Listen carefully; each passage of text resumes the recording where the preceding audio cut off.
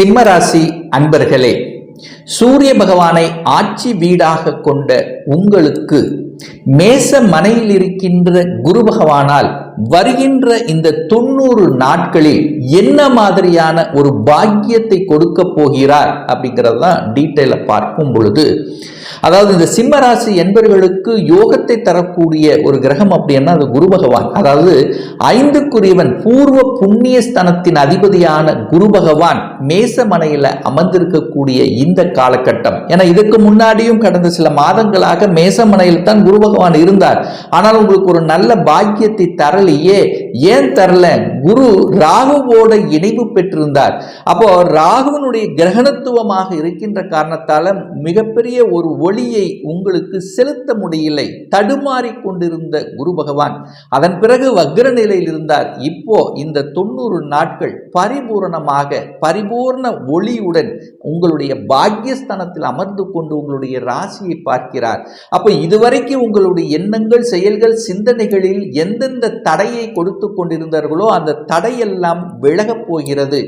மன குழப்பத்திலிருந்து விடுபடப் போகிறீர்கள்.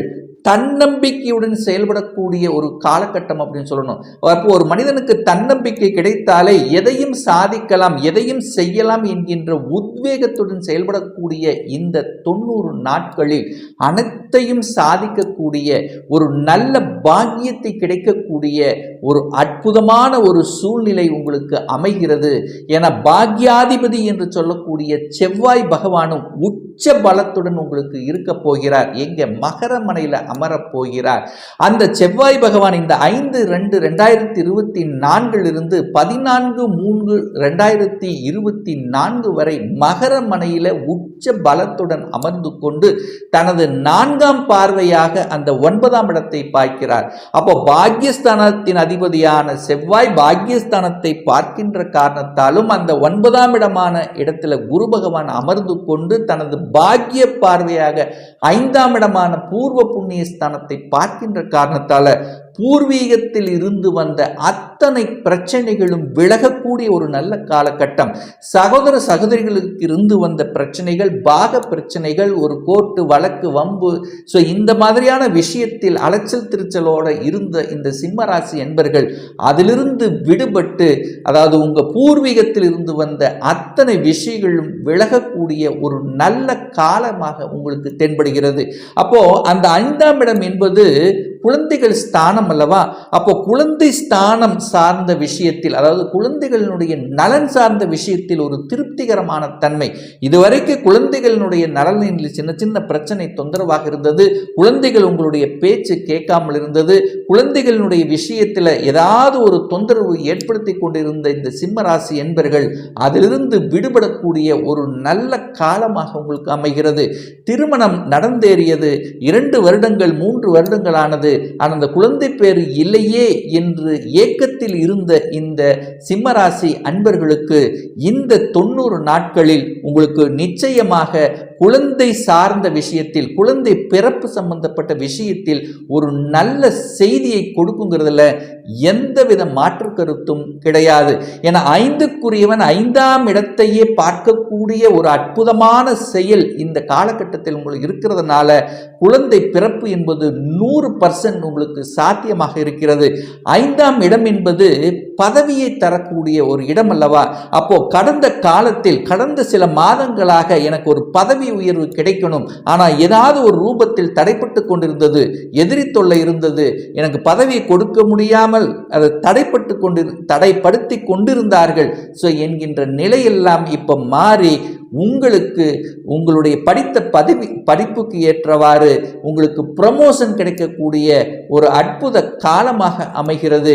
அப்போ 5ஆம் இடம் என்பது அதிர்ஷ்டத்தை கொடுக்கக்கூடிய இடம். அப்போ திடீர் அதிர்ஷ்ட வாய்ப்புகளும் உங்களுக்கு உருவாக்கும். அப்போ ஒரு சிலர் தான் வெளிநாட்டுக்கு சென்று வேலை பார்க்கணும் அல்லது வெளிநாட்டு வேலை அமையணும் என்று எண்ணத்தில் இருந்து கொண்டிருந்த சிம்மராசி என்பவர்களுக்கு அந்த வெளிநாட்டு வாழ்க்கை சரி அல்லது வெளிநாட்டு வேலை சார்ந்த விஷயங்களும் அல்லது வெளிநாட்டிலேயே இருந்து ஒரு தடையை கொடுத்து கொண்டிருந்தவர்களுக்கு ஒரு நல்ல அங்கேயே உங்களுக்கு ஒரு நல்ல வேலை, அங்கேயே செட்டில் ஆகக்கூடிய சந்தர்ப்ப சூழ்நிலைகள் உங்களுக்கு நிச்சயமாக ஏற்படுத்தி கொடுக்குங்கிறதுல எந்த மாற்று கருத்தும் இல்லை. அதே குரு பகவான் தனது சம சப்தம பார்வையாக 3ஆம் இடத்தை பார்க்கிறார். அந்த 3ஆம் இடம் என்பது முயற்சி ஸ்தானம், தைரிய வீரியத்தை கொடுக்கக்கூடிய இடம், பெயரையும் புகழையும் கொடுக்கக்கூடிய இடம். அப்போ இது வரைக்கும் பார்த்தீங்கன்னா நான் நல்ல வேலை பார்த்தேன், அந்த வேலைக்கு ஏற்ற எங்களுக்கு ஒரு ரெகனைசேஷன் கொடுக்கல என்று எதிர்பார்த்து கொண்டிருந்தவர்களுக்கு உங்களுக்கு ஒரு ரெகனைசேஷன் கிடைக்கக்கூடிய தன்மை, ஒரு பெயரையும் புகழையும் கொடுக்கக்கூடிய தன்மை, அதாவது கலைத்துறையில், அதுவும் குறிப்பாக கலைத்துறையில் இருக்கின்ற இந்த சிம்மராசி அன்பர்களுக்கு பார்த்தீங்கன்னா ஒரு உச்சத்தை தொடக்கூடிய தன்மை. ஏன்னா 6ஆம் இடத்தில் அமர்ந்து கொண்டு அதுக்கப்புறம் 7ஆம் இடத்தில் அமர்ந்து இருக்கின்ற அந்த சுக்கிரனால உங்களுக்கு பலவிதமான நன்மைகள் கிடைக்க காத்து கொண்டிருக்கிறது.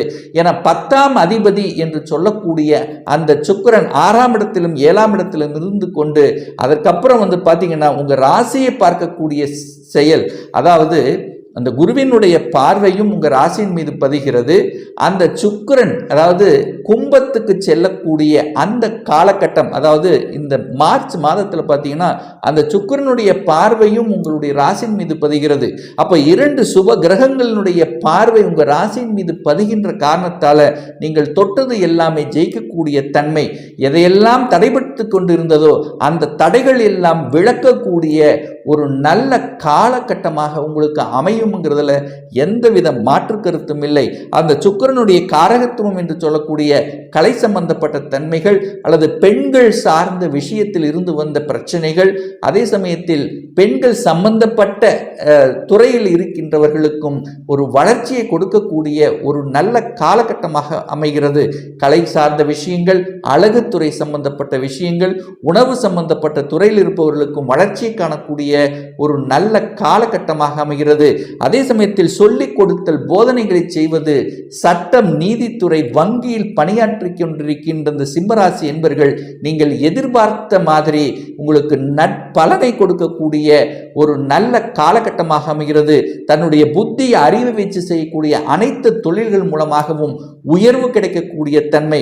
2ஆம் இடத்தில் கேது அமர்ந்து இருக்கார் அல்லவா, அது புதன் வீட்டில் இருக்கின்ற கேது உங்களுக்கு ஒரு நல்ல ஞானத்தையும் நல்ல அறிவையும் கொடுக்கக்கூடிய அமைப்பு.